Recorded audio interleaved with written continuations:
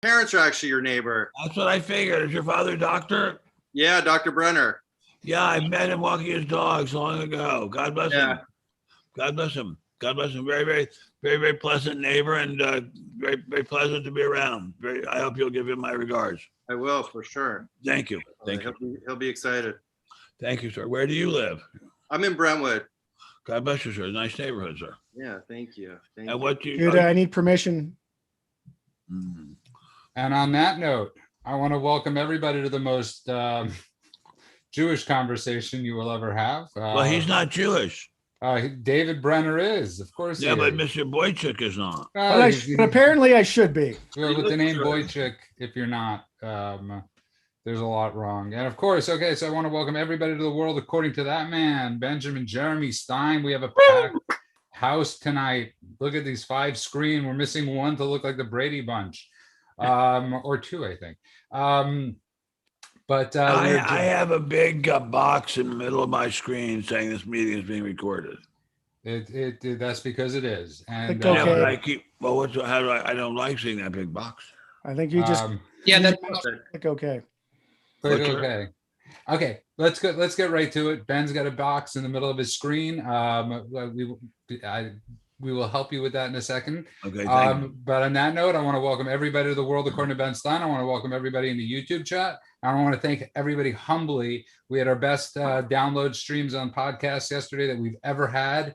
We are so grateful for that. Thank you from the bottom of my hearts. We salute you and we thank you. We're joined tonight, of course, from Media Action Network, former Fox. I never know what to say after that, but Fox number 2, sort of. Big wig. I think you can say big 4 or 5. Either number 5. I mean, still, it's pretty damn cool. Ken LaCourte, tell people quickly what Media Action Network does, Ken. Shalom, mis blancos. Media Action Network. Look, we fight back against the liberal media. We are a nonprofit that looks to either help the people who are getting screwed over by the lefty media, or we're looking to create some problems to expose and replace them with something more normal. Sounds good. More normal. Ben Boychuk, why don't you tell people who you are, then introduce Evan while I fix Ben's computer. Yes, thank you. Well, I'm Ben Boychuk. I'm managing editor of American Greatness. You can find us at www.amgreatness.com. You may know us from Julie Kelly's coverage of the September 6th incidents. That's way too long to introduce yourself. And of course, for the first time tonight, joining the show, he goes by Evan Israel Brother from www.stophating.com. God, Ben Boychuk, you went on way too long. That was like a minute and a half introduction. That was like 25 seconds. That was a really long time. And welcome everybody to the world according to Ben Stein. Right off the bat, I want to get into this because this touches at the heart of all of you, because all of you are in the publishing world, in the media world. Donald Trump said, President Trump had said, promises kept, promises made. We are starting to see predictions made, coming to fruition right now. He made the prediction, Ben Stein, that he said out loud that this virus came from China. It came from a lab in China. Everybody mocked him. Everybody scoffed him. Everybody said it wasn't true. And again, they investigated. They didn't investigate, but of course it wasn't true without investigation. And today Facebook has decided to lift the ban. I'm not sure about YouTube. We'll find out, Ben Stein. But Facebook, with 2.8 billion users that have given up their free speech, has said now, Ben Stein, you could say it was man-made or made in China. Yeah, and a hell of a long time coming, and we don't know why exactly, except that obviously somebody in the media political world decided they did not want to offend China. You know, I'm endlessly thrown back to a speech written, I believe, by Malcolm Moose in 1960 for Dwight Eisenhower, in which he warned against the military-industrial complex. And were he alive today, if he were, although he'd be awfully old, I'm sure he warned against the tech, industrial, intelligentsia, media complex, bureaucrat complex, and they are a scary bunch. And I will tell you, if I may, reaching out a little bit. The fact that you informed us, Judah, a few days ago, a couple of days ago, that now the prosecutors in Manhattan are looking into prosecuting the Trump family for various kinds of misdeeds that are standard in, at least as I understand it, in the construction business in New York, shows that the teeth of criminal prosecution are now being put into political prejudice. And that is very, very scary indeed. And the whole thing, just suppressing free speech is scary. Ken, I go to you for your media expert and your media wisdom. In your wildest dreams, did you ever think this would be the case? You know, you work for one of the most reputable organizations that's always was considered fair and balanced. It had the highest votes of fair and balanced, even from the left. Did you ever think we'd have investigation, we'd have evidence without investigation? Yes. Let me give you one story. So under the Obama administration, and I've not told the story really publicly. It's been reported on a little bit. At the end of the Obama administration, the New York Federal District opened up an investigation and impaneled a grand jury against Fox. And they were basically kind of on a fishing expedition. There had been a couple stories that were largely false, 2/3 to 90% false, about Roger Ailes hiring security guards to follow this or that. And the Preet Bharara, the district attorney there, literally opened up an investigation into Fox. This was shortly after I left. And I got subpoenaed to that. And I tell you, that is scary when they fly you into there. They've got all sorts of lawyers going on. You know that they're just looking to trip you up and get you on a conspiracy charge or lying to them. And they found nothing. And at one point, well, two things happened that kind of screwed up their investigation. One was Roger Ailes died. The second was that Donald Trump got elected. So they were on their hindquarters just a little bit. I sat in a room and I had prosecutors trying to make a case against Fox, and they didn't have a crime that they were investigating. They were doing it because they read nasty articles about it by the guy who wrote the book, or one of the books on Fox. And I literally will never forget this. And I'm not one of these big George Soros conspiracy buffs, but I typed the name of the prosecutor into Google, and his name was Damian Williams. And the number 2 thing that came up was Damian Williams, recipient of Soros scholarship. Soros's family sent this guy to law school. So you didn't disprove my point. You proved my point. I was literally part of a government investigation because they didn't like the politics of Fox. It was disgusting. That's exactly right. But let's go to our first-time guest, long-time listener, Evan Brenner from StopHating.com. And Evan, what are your thoughts on this? I mean, it's absolutely insane that we all knew where this thing came from, but because Trump said it came from China, heavens forbid, let's investigate every other area of where this virus could have come from, but from the actual source. Absolutely. I mean, I think we live in a world where if one side says one thing, the knee-jerk reaction of the other side is just to completely go against what this side is saying, whether they've seen any evidence of that or not.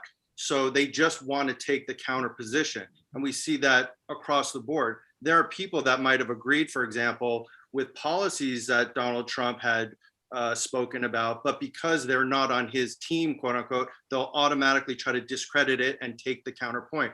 I think it was even Tulsi Gabbard who said when she came into office, they told her, this is the only time you're going to be talking to each other. You're going to go to this side and they're going to go to the other side, and you're not going to talk to each other, and you're going to oppose things that you may agree with.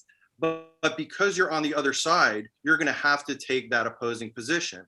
And so we've seen that across the board in everything from hydroxychloroquine to where this virus started, to what are the proper treatments, to free speech. I mean, you have people who fought their whole lives for free speech suddenly opposing free speech because they're so short-sighted, thinking they're gaining some short benefit right now, not seeing the long game, that they're fighting against their own best interest. Very well said. I want to go to Ben Stein quickly, then Ben Boychuk. What are your thoughts on that? Because what he just said wasn't always the case, was it? No, not at all. In fact, Republicans and Democrats used to be pals and buddies. I think Mrs. Pelosi and Mr. Schumer have cracked the whip and made these two parties into haters.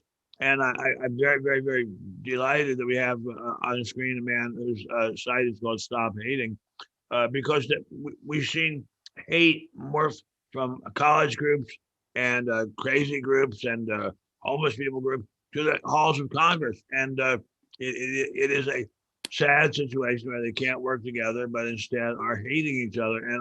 And it frightens me that so much hate has been let loose in the world.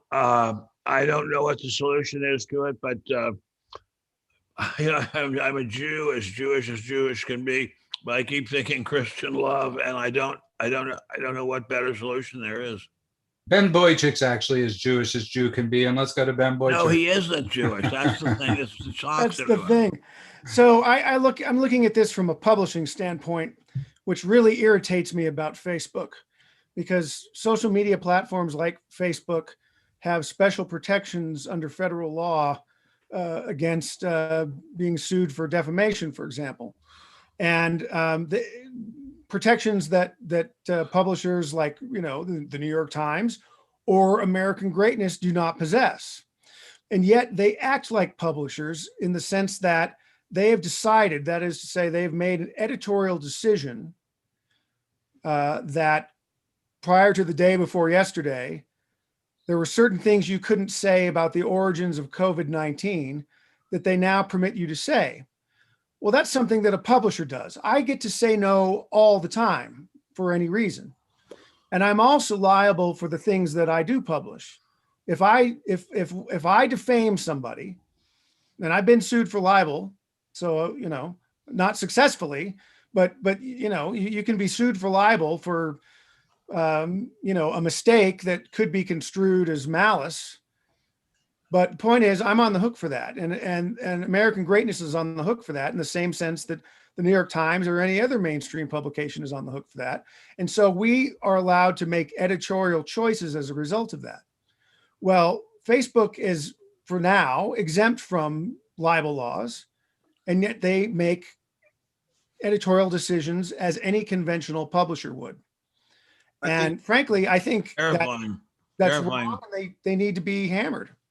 Both you and both Bens have actually had libel issues against them, and it's absolutely a frightening experience. Facebook, very, very frightening. What I find amazing, though, Ken, is you on one hand, right? There's a story, when you Wikipedia you have a story where it sort of says your story, your history of Fox News. They're allowed to pretty much Wikipedia doesn't fall into the publishing category, Ken, and they could say whatever they want to.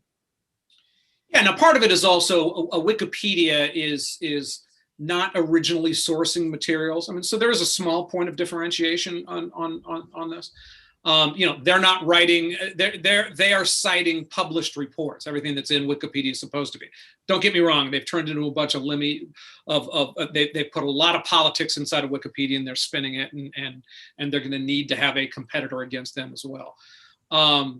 But yeah, look, these companies have way too much power. I think personally there's a different way to go after them, using copyright law in a little bit of a different way, because what I find more taking advantage of the American legal system is that they can basically claim a copyright material on the images and things that you write on your site. They literally have worldwide distribution rights for that. And yet they have zero responsibility. So they're making money on your content. They're posting your content. They have the rights, and they can prevent benstein.com from grabbing that content and using it on his own social media or doing with that, and they have no legal responsibilities on it. That, to me, I find even a stronger way to attack them than changing around the communication. Evan, I will give you the last word, my friend. Well, I think what got me interested in politics, for example, initially was I used to watch Hannity and Combs. And that was an era when you could have two people with different opinions, both of them having equal time to debate and discuss and have these issues actually talked about in a productive way. The media world has changed. Social media has become so powerful. And when you have companies who are not only blocking what people can have access to, information, literally blocking information from people, not only telling you you have to think this way, but literally blocking your access to the point where you can't even, the links are blocked. You can't even find the information. So people are not. We lost you for a having a problem second, with this, audio. but somebody Can I wrote add to actually. that something, Judah? Can I Yeah, add to please, that? please. Governor Before I go to break, go. That dovetails nicely with what Evan just said. We are in, American greatness is in sort of constant battle with Facebook about stories of ours that get tagged with fact checks.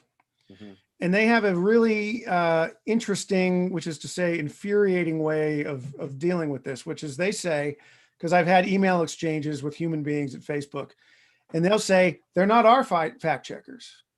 They're independent. So PolitiFact and factcheck.org, they're not us. They're independent, but we're making use of these fact checkers in order to, however they want to put it, suppress disinformation.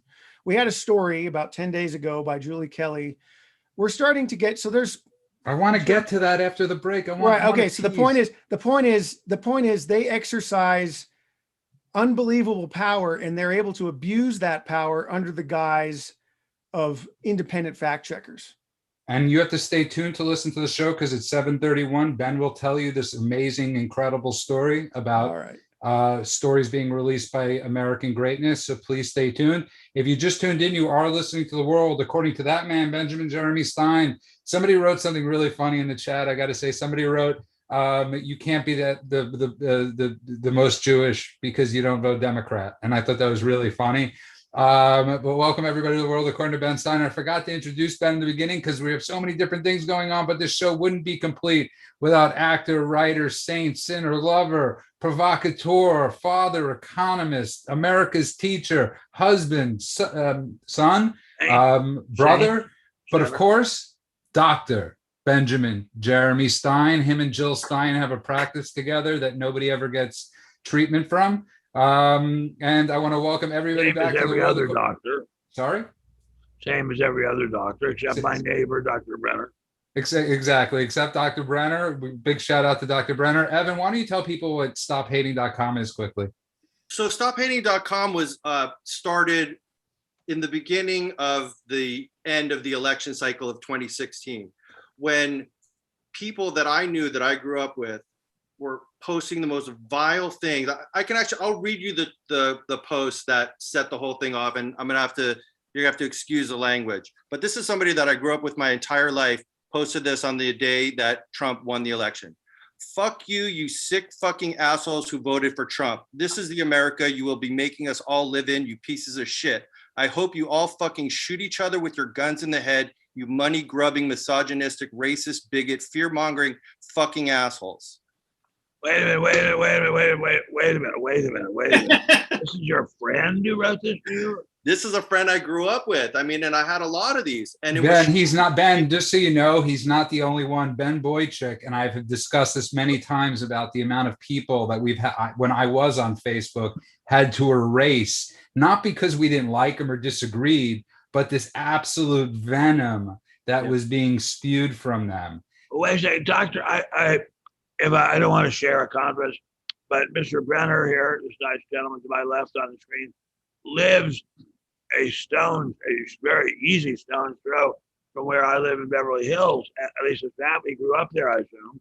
And do you mean to tell me this was somebody in Beverly Hills saying this to you?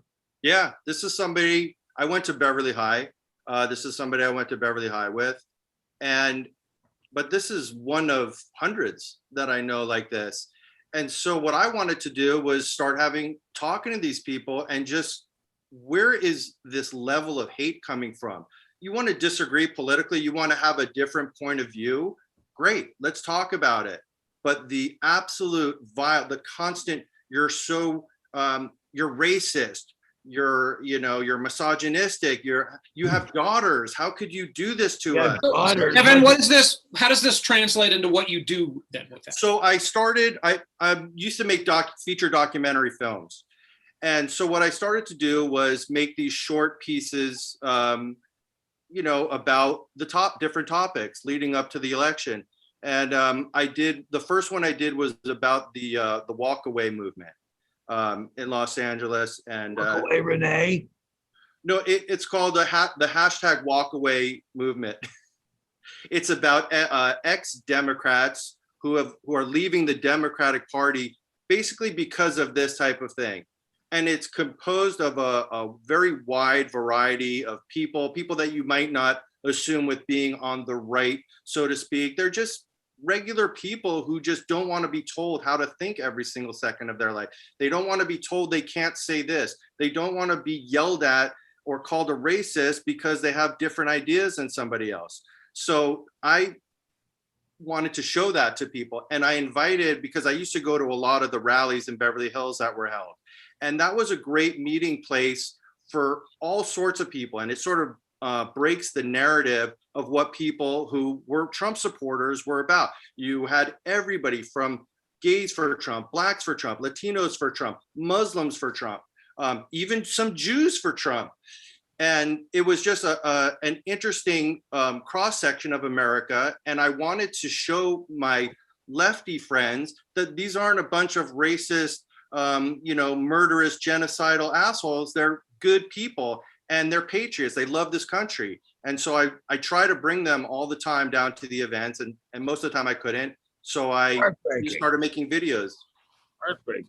No, Ben, it's extremely heartbreaking. And this is, Ben Boychuk will get into this, but Ben, it's like, this is where you should thank God you weren't on Facebook at the time. I'm on Facebook now. Right. You should thank God that for the past 15 years, you haven't seen the hate that's been spewed.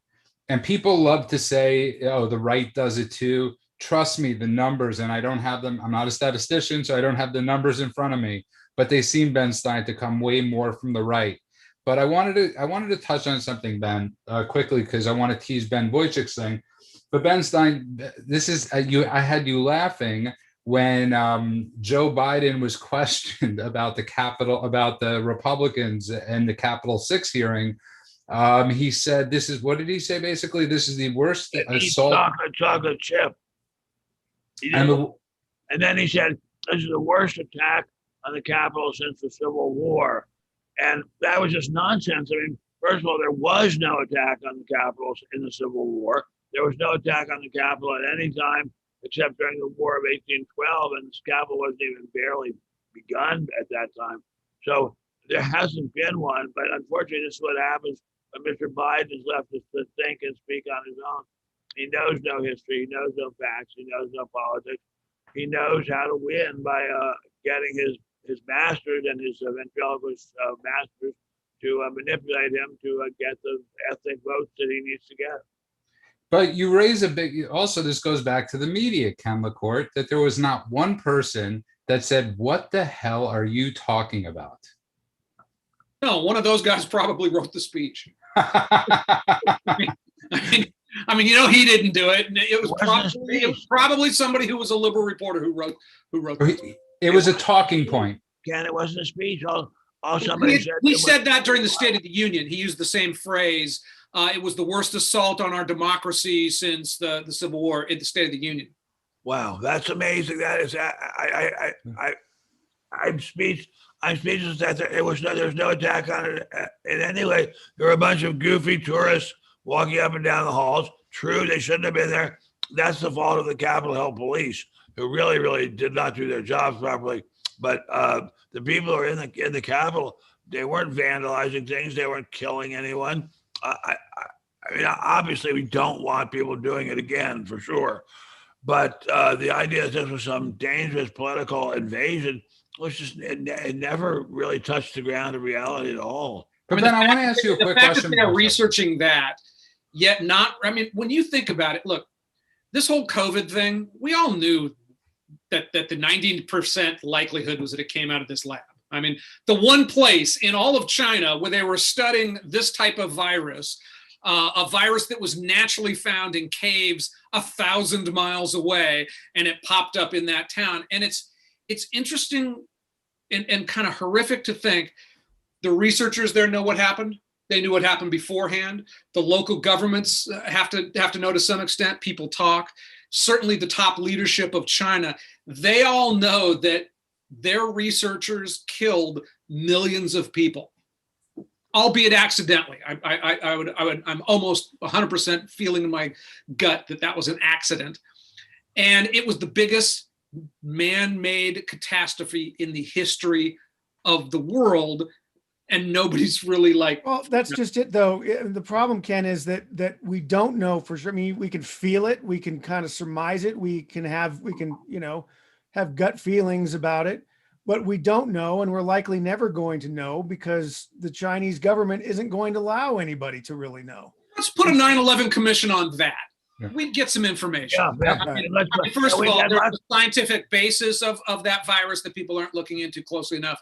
We've got eyes on the ground. We were paying that lab money, so somebody's on our pocket and payroll as well. Tucker was talking about that another country had picked up some early signals of things before. There's the fact that China doesn't want to say anything doesn't mean we shouldn't talk about the biggest news story going on in the world right now. Oh no, I don't. I agree with you there. My point is simply, I don't even think we likely have the assets there.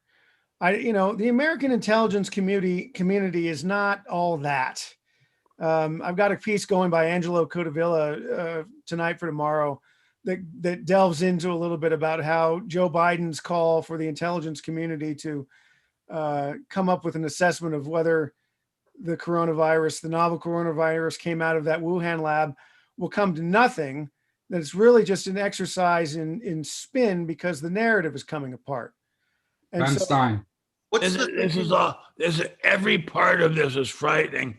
I don't think it's the largest man-made catastrophe. I mean, I think that World War I, World War II were far larger man-made catastrophes. I'm an accident, yeah, but you're right. But the fact that the U.S. government is devoting a tremendous amount of attention to tourists wandering up and down the halls of the Capitol, doing almost nothing except looking at pictures, and yet I will not devote anything more than the most cursory look at the Wuhan lab. That's incredible. I mean, that virus is still floating around. It's apparently still mutating. Who knows what the next mutation is going to do? Even the vaccines are causing terrible troubles.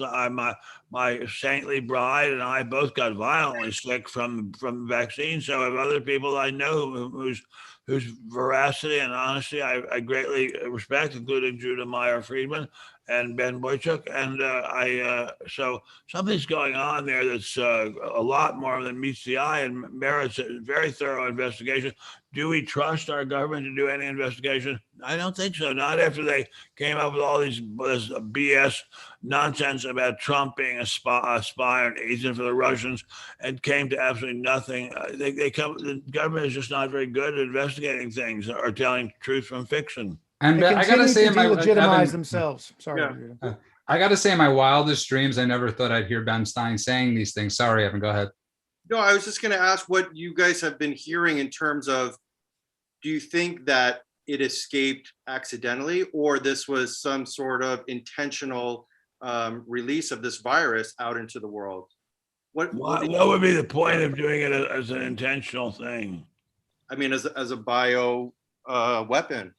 You see, there are a lot of people, Ben, stuff there, but it's like setting your own house on fire to get to the guy across town. I want to say something. We've been seeing a lot of setting your own house on fire in the name of some sort of justice, especially in America. Yeah, but not by smart people. Not by smart people who run a big country. I want to say something before we cut the break. I want to say, in Evan's defense, I have heard some of the most sane people I've ever met in my life say the same thing.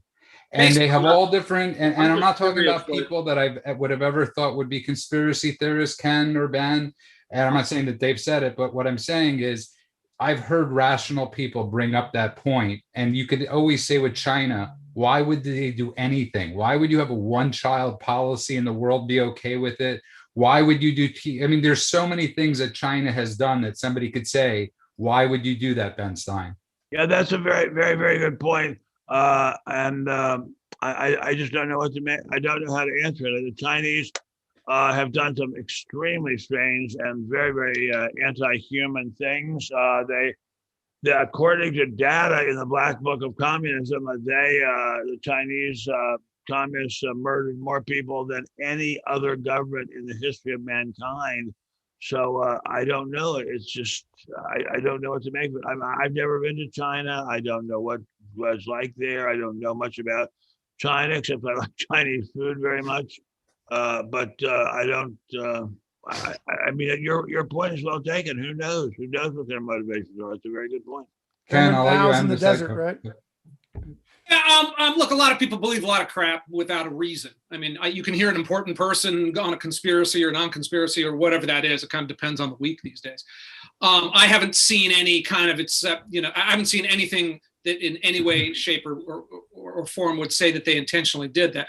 Moreover, who fucking puts it in their own city if they're trying to hit the United States of America? I mean, if I had coronavirus in an aerosol can. I can't believe just so you know. Here, June Lee, go to Central Park and start squirting it around there. That's the way that you start a bio war, not burning up your own third. And Ken, I can't believe I'm going to go all Columbo on you and say that's the perfect alibi. Yeah. Okay, it's spreading it on because the bullet might hit you. But again, China has done some pretty horrific things. On that note, if you just tuned in, you are listening to The World According to That Man, America's teacher, Benjamin Jeremy Stein. And I want to tell people right quickly off the bat, I've known Ben for a long time. The biggest thing I've learned from Ben is about forgiveness, is about not having hate for people that disagree with you. And it's showed me compassion and love that in my wildest dreams I never thought I'd have. So I am humbly thankful for you. You're very kind, George. And I mean that from the bottom of my heart. I wish kind. everybody could have had a teacher like Ben Stein. But if you just tuned in, like I said, you're listening to The World According to Ben Stein. I want to thank everybody for downloading the podcast, for giving us the 5-star reviews, for signing up for Ben's newsletter at benstein.substack.com. It is so appreciated. We love it. We love you. We love your comments. We love everything. Thank you. We are your humble servants. And we're joined tonight, of course, from the Media Action Network, Ken LaCourte. Go check it out. I read all his stuff. My mother loves him. And if my mother gives approval, then I give approval. And now I'm going to start going to stophating.com for Evan Brenner. And I've looked at his site. Go to see his videos. They're great. But of course, Ben Boychuk, who we miss sorely sometimes, he's been a little under and a little out from American Greatness. Ben, tell us now, what gossip, or not gossip, what news? No. So here's the thing. So we've talked a bit, and I know you've talked a lot on the show about the events of January 6th. Cool. And the fact is there is about 14,000 hours reportedly of unreleased video from the Capitol on January 6th. And American Greatness, due to the dogged efforts of our senior writer, Julie Kelly, has begun to publish some of the videos that Americans have not been able to see. And about 10 days ago, we had a video showing the QAnon shaman inside Congress talking to Capitol Hill police, basically negotiating what they could and couldn't do. And we published that story with the headline saying, video shows Capitol Police gave the okay to protesters to enter the Capitol. And I was very, very solidly confident in that video and in that story. And I was saying a segment ago how Facebook has tried to ratchet down on stories like that, and they do it because they use supposedly independent fact checkers like the very partisan factcheck.org and the very partisan politifact.com. And so factcheck.org ran a story on May 21st that says video doesn't prove Capitol Police allowed January 6 protesters to enter the Capitol. Well, that piece, which is very long, is an opinion piece. It's not a fact check piece. It's an opinion piece. It's an opinion piece that disputes the facts that are available for anyone to see. But what that does is, and what that did was, it clamped down on the amount of traffic that we got from Facebook on that story. And they've been doing that to us since just before the 2020 election. And it is endlessly frustrating to me having to deal with Facebook and having to protest in vain how they're continuing to label our stories as false or partially false when they're not false. But what they're doing is they're imposing differences of opinions as fact, and that is wrong. And so we had that story 10 days ago, and we've got a story today, also by Julie Kelly, with a brand new video that pretty strongly shows the Capitol PD using flashbang grenades on protesters outside of the Capitol building, which by many reports and including under oath testimony. Ben, hold on, Ben, you might have missed this. This is an incredible story. I'm listening to flashbang grenades. I'm hearing. Yeah, so we've got video of that from a guy who's sitting in the DC jail right now, but the Capitol PD testified before Congress that they didn't use rubber bullets or flashbang grenades. But we've got a video that seems to call that into question. And there's a lot more video that has not been released to the American people. And we're doing our best to put that stuff out. But the problem is these so-called fact-checking organizations, which are really opinion organizations, are making it very, very difficult for the word to get out on these things. Terrifying, just terrifying, just absolutely horrifying. But if I may say so, Ben Boychuk, I think it was known from day one that the Capitol Police Department screwed up very badly, and that they were going to cover it up any way they could, because obviously otherwise they could go to prison. I mean, derelicts of duty on a scale that they apparently displayed on January 6th could land them in prison. And that's the last thing they want to do, is be in prison with your basic District of Columbia lawbreaker. So yeah, I can easily imagine that they would make up stories, and it's just, well, right. I mean, it's embarrassing for them, right? But it's certainly within the realm of possibility. I agree, very much so. Well, that somebody made the decision somewhere, we don't know who or where or what time, that somebody made the decision that it would be better just to let them in the same way that many metropolitan PDs last summer decided, at the behest of certain city mayors in some instances, like in Seattle and New York City and Baltimore and Philadelphia and Minneapolis, that it would be better to let some of these protests just let their aggression out. Or as the mayor of Baltimore said in the aftermath of the Ferguson business back in 2014 or 2015, I think it was 2014, that we gave space to people who wanted to destroy. And so maybe they decided that it would have been better just to let them in and then take them out. Ben, you raise a great point, and I want to go to Ben, then Ken, and then Evan, but it's what he's talking about. And it goes back to the last segment, Ben, of we don't trust anybody. I mean, there is so much goofiness and craziness going on that regular American folk, Ben, and I've said this before, you're not a conspiracy guy, and I don't even know what that means anymore, starts questioning everything. Well, I would question, I think, in as much as we know from many people's testimony, that when the marchers came down from the south lawn of the White House to the Capitol, there was nobody there to stop them. They just walked in. And in fact, there is video of the Capitol Hill police opening the doors and holding them open for the demonstrators. And there's lots and lots of video of the demonstrators just walking around wide-eyed, looking at the great paintings and great statuary in the Capitol. So I think we knew from day one that this was not a group intent on destruction and mayhem. It was a group of goofy people who had never seen a building like that, and very few people have seen a building like that. So Ken LaCourte, I go to you, and the great point, Ben Stein, I go to you. I want to go to one case and that I still think about, which is the Vegas shooter, which we still haven't resolved. There's 1,000,001 cameras in Vegas, and yet we still know nothing about that. It's like it never happened. But Ken, with all the video of people taking videos, we have so little video of certain things from that day, and it's a little bizarre to me. There's a lot of video, and look, it's like the OJ trial. I mean, I'm hearing us, it's like you can get what you want out of it. You're right, Ben. There were cops that had the door open, and there were one that we saw him wave, but then we never saw the camera pan to the left.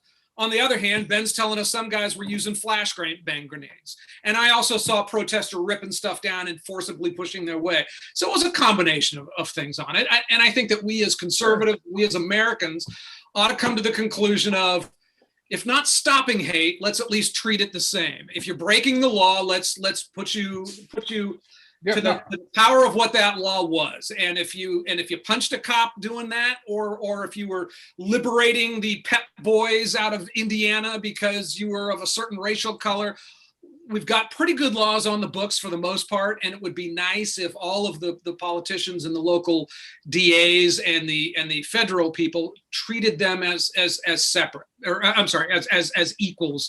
If you break the law, here's what usually happens. Brilliant point. Well, I've been disappointed on certainly we saw city after city after city said, well, you know what? Hey, we're not racist. Go ahead and loot again.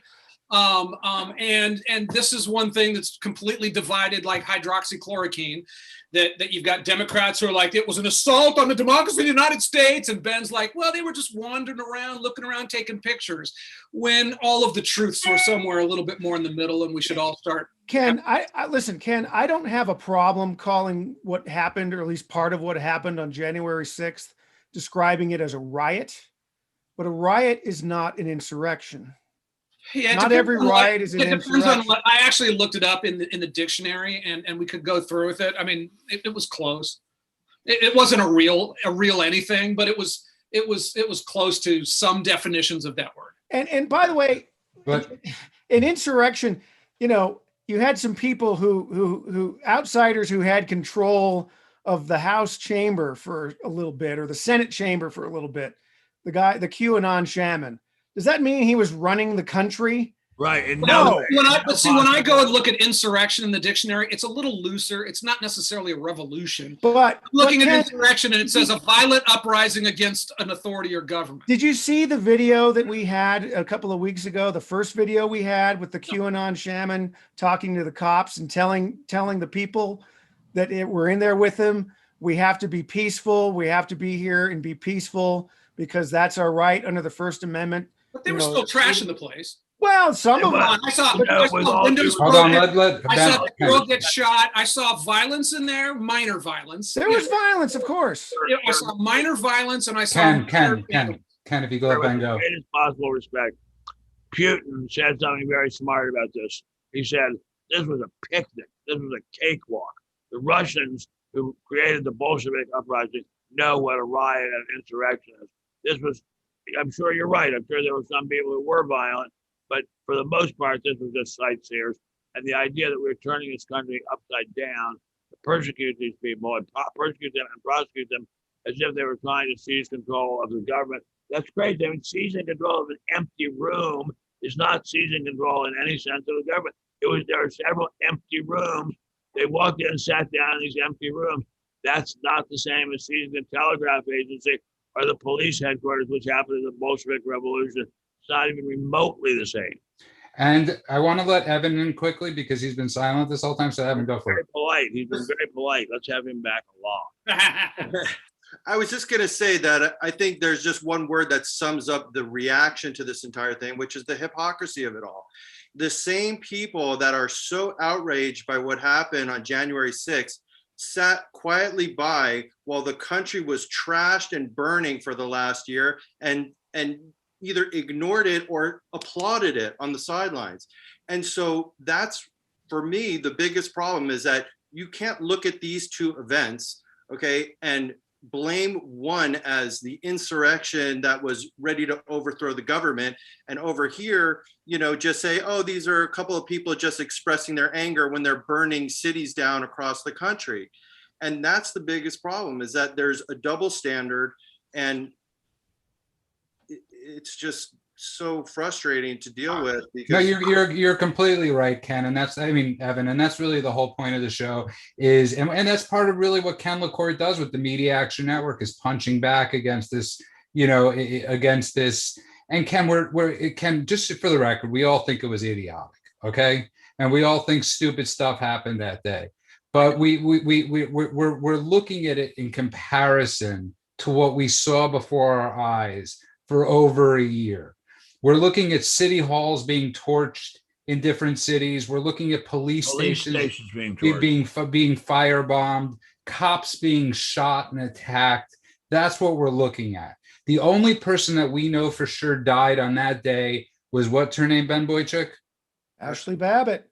Ashley Babbitt. That's the only person that we know that died that day for sure. We still don't know who the other three they claim that died that day. And this is where the problem with journalism is. We still don't know. And on that note, if you just tuned in, you are listening to The World According to Ben Stein. One of my favorite things about the show is that we can disagree with each other. And if we all lived around each other, we'd all go out after. And if I wasn't scared of being seasick, I'd be on Ken's boat. I'd be wherever Evan Sharif is tonight, or I'd be in Big Bear with Ben Boychuk. But I want to thank everybody that's been downloading the podcast. Like I said, I want to welcome everybody to The World According to Ben Stein. It is an amazing, amazing world. It's an amazing thing that we get to talk to a person that's not just lived through history, but it's been the Gump of a lot of, been the Forrest Gump of a lot of it. And on that note, I want to welcome everybody back to The World According to Ben Stein. I'm glad I got that great laugh out of you, Ben Boychuk. Maybe so Zelig maybe might be better. There's so many words to describe Ben Stein, but it's so good to see you back. And we do want to give you that warning. All of us did get sick from the second dose of the vaccine. We're not telling you not to take it, but we're telling you that we did get sick. So if you do take the shot, be prepared for getting sick. Take a day or two off. Yeah. I got it last week. I ended up sleeping almost 2 days straight. It's a serious stuff. Yeah, I had to call Ben. I was just sick as a dog. But on that note, welcome back, everybody, to The World According to Ben Stein. We're joined tonight by first timer. He goes by Evan Israel Brenner from StopHating.com. And I am going to go to that site, much like I go to Ken LaCourte's site, and so does my mother, MediaActionNetwork.com. Ken, that's the biggest compliment I could ever pay somebody. I'm pretty impressed with that. Thank you. Just so you know, my mother is like the connoisseur, like she's like the Blackwell of sites. And tell her I know what yarmulke means. I knew what it meant, by the way. I was right. My father apologized to me afterwards. And of course, we're joined by Ben Boychuk of American Greatness, and of course, America's humble servant, Benjamin Jeremy Stein. I want to get to a couple of quick points, Ben Stein. 73% of Americans believe that America's not as safe as it was. That crime is higher than it was. 73% of the American public. That's insane, Ben. Yeah, but I think it was even higher in the late 60s and early 70s. And we have had a fall in crime. But if we defund the police, if we refuse to let the police prosecute, if we refuse to let the police shoot at people who are shooting at them, there's just no telling where this is going to end up. I mean, it's one thing to deplore, and we all do, racism by the police and hate it. It's another thing to say we're not going to have police protection for the ordinary law-abiding citizen. That's very scary.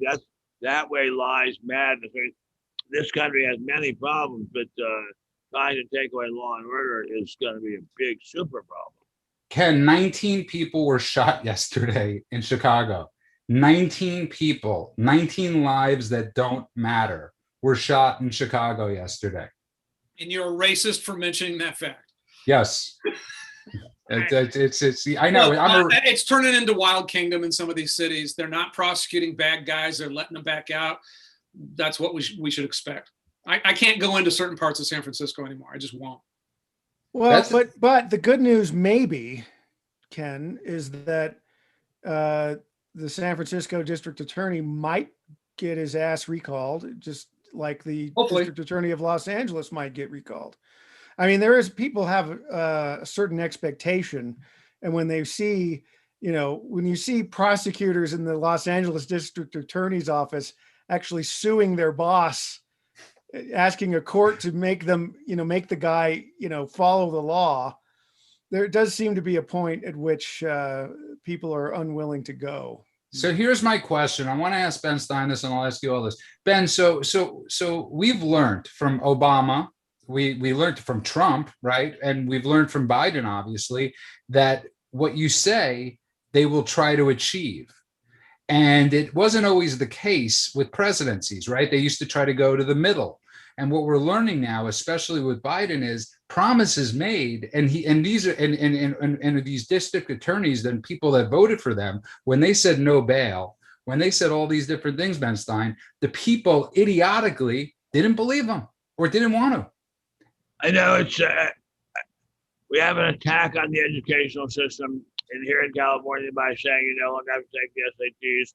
We have a gigantic attack on the judicial/political system by the imbecile of imbeciles, Cyrus Vance, apparently attempting to indict the Trump family and Mr. Trump. And here in many places in the country, California and many other places, they're going to stop requiring any bail. People are arrested, they're just going to take them in and then send them right back out again. And those of us who watch forensic files know those people are not cured by one night in jail. What they want after one night in jail is to do it again. I always like to find out from people what their favorite Forensic Files episode is.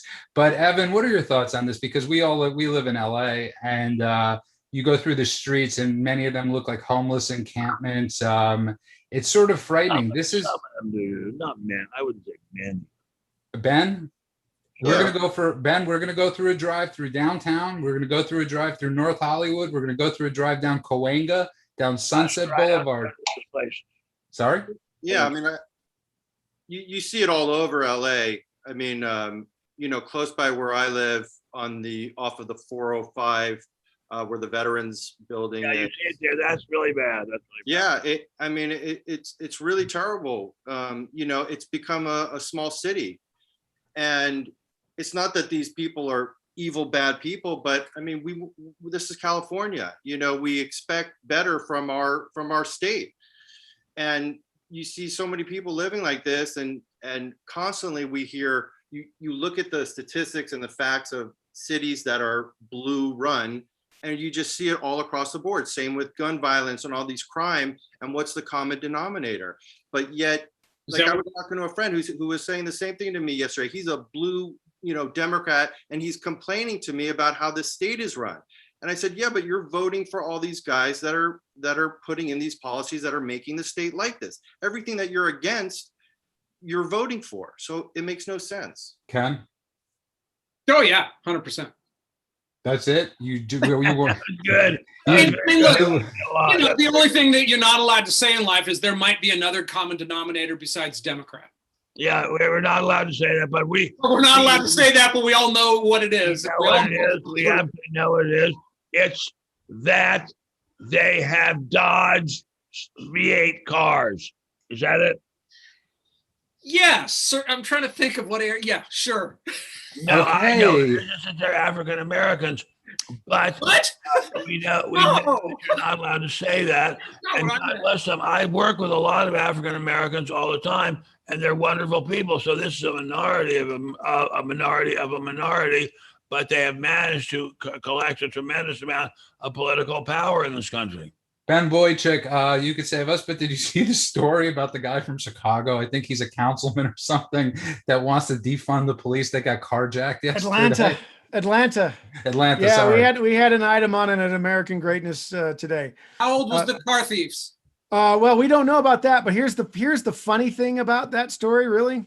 That guy is under criminal investigation for how he got the money to pay for the Mercedes-Benz that got carjacked. So it's just a delightful thing. And just so you know, we're having a competition, Ben Boychuk, between you and Larry Klayman, who plugs themselves more. And I got to be honest, you're winning. You're Ben Stein. Well, Ben what Boychuk tonight. what am I doing here if not plugging American greatness at You're plugging yourself because www.amgreatness.com? Why not? Why not? Why not? I'll plug the American Spectator. I like the Hey, I Spectator read a very crazy much. story by Ben Stein in the American Spectator go. that scared the shit out of me. Are we allowed to ask about Yes, that? go for it, About Ken. the people who are going to carjack my car. That was scary. Holy fuck. Tell us about that. Well, I was coming home from my doctor's office. I'm passing by Century City, and a carload of young, dark-complected persons, not black people, definitely not black people, pulled up next to me and said, "You've got to stop and look at the damage you've done to our car." And I said, "I haven't done any damage to your car." And they said, "Yes, you have. You crashed into our car. You might not have noticed it, but you did. You have to pull over and look at it." And I remember seeing on Forensic Files, the best show on television, that this is how carjackings often start. So I just sort of went like that and drove away. He pulled up next to me at the next light, and I had stupidly left my window down. He said, "You look like," I don't know if he knew this, "you look like the kind of man who would like to touch little boys. And I've got some little boys in the car for you to touch." Well, actually, I have no interest in little boys at all, or frankly, little girls either. I have a very great deal of interest in my wifey, the world's most wonderful human being, but not in little boys or little girls. Anyway, so I just zoomed ahead and went to the Beverly Hills Police Station, which was only a couple of blocks away. And I went in there and I told them what had happened, and they wrote, without barely saying a word, they wrote down on a piece of paper the name of a place that could sell me a very small weapon and could get me a concealed carry permit. I have a slightly better story than that one, but I'll save it for another time. No, go for it. So this happened probably 25 years ago in Beverly Hills, and I got legitimately sideswiped by a drunk driver. And so I had a buddy of mine with me in the passenger seat, and we made chase. And it happened that we pulled up behind a Beverly Hills police car. And so my buddy jumped out of the passenger side, went up to the cop and said, and I don't know that it would be advisable to do something like this now, but he said, "That guy," pointing to the car, like one or two cars in front of us, "just hit that guy." And I swear to God, all of a sudden there were like 6 cars. There was a helicopter. There were 2 motorcycle cops. And I couldn't believe the response. And I asked one of the officers, "Is this a normal thing?" And he said, No. We just had a police chase. We had a chase last night, and everybody is still amped up." Yeah, Beverly Hills Police are very lively people, and we're extremely grateful to have them just a couple of blocks from our house and a couple of blocks from where Mr. Brenner's parents live. So I have a quick question as we're running out of time, and it is one of my favorite shows. I'm not sure everybody here has watched it. What is your favorite Forensic File episode? I'm actually curious because I think it's very telling about who you are, what your favorite episode is. Well, my favorite one is one that takes place in Santa Cruz, in Sandpoint, Idaho, where my wifey and I lived during part of the year. Which one? There were like 3 of them. Sorry? There were three of them about Sandpoint. Oh, well, the only one I remember is the one where the handyman had murdered the owner of the house and had buried him under the floor, under the dirt in the basement, and was picking up his mail and was cashing his checks and so forth. And it took the police a very long time to find out what had happened. He also Idaho. That shouldn't be a crime in Idaho. He also, just for the record, sent a birthday gift to the guy's daughter. That's how he sent the $25 check, I believe. She's for like the husband or the daughter. Ben Boychuk, what about you? What's your favorite episode? The one where the guy killed that gal in that place. That one. That happens a lot. That's the joke. Ken, I'm not sure you're a fan of the show. Do you have any favorite episodes? Yeah, like were there sports people involved in one? But Ken, it's a great show. So there's no sports for Ken, and there's no Forensic Files. What about you, Evan? I gotta admit, my favorite one is about the one where there's the forensic evidence and some of the files. You guys all suck. I'm gonna have to catch up on that. You guys all suck. Next is Matlock, though, right? I'm going to tell you my favorite episode. It got me hooked. Was a woman in Canada claimed that she was raped by her doctor. So they did DNA tests. Yeah. Oh my God, this is a great episode. And she kept on saying, and every DNA test or blood test came back showing that it wasn't him. And she was so convinced that she hired a private detective to get like his chapstick. And the chapstick proved, but what he had done was he was a doctor, and he filled a vial of blood and he put it under his skin. So when they would take the blood out, it came from a different vial of blood. And I thought that was, I mean, he did a horrible thing, obviously, with the rape, but my God, the brains on this guy. Those rapist doctors are always really smart. I mean, just yeah, there was a similar episode on what's the Dick Wolf show? The Law and Order. Law and Order. Very which one? 17. Yeah, SVU. So there you are, and the reason. Episode, but a very similar storyline. Yes, they're all similar. And on that note, but I just want to say, it's important for us to have fun. It's important for us to enjoy ourselves. And it's important to us sometimes to veer off of politics. It's okay. You're allowed. As somebody one time said to me when I was getting sober, and true story, Ben Stein, somebody called me up on the phone and I said, I'm too busy. And he said to me, the world lived without you for 22 years. It could live without you for an hour. And I say that to everybody. Sometimes you just got to take a break from the news. You got to take a break from the world. Come listen to shows like us. Come have fun.